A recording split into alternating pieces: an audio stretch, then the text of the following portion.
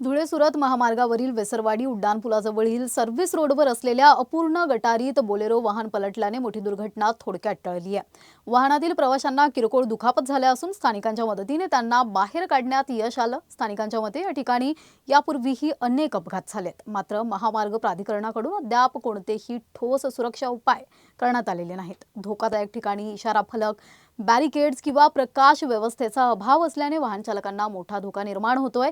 या घटनेनंतर नागरिकांनी प्रशासनाविरोधात तीव्र नाराजी व्यक्त केली असून तातडीने सुरक्षेच्या उपाययोजना करण्याची मागणी केली आहे। आणखी किती अपघात झाल्यानंतर प्रशासन जागे होणार असा सवाल आता नागरिकांकडून उपस्थित केला जातोय।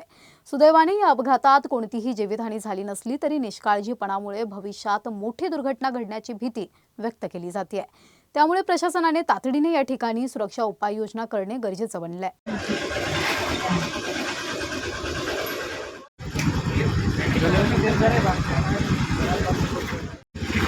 बातमी बनाई हो बताया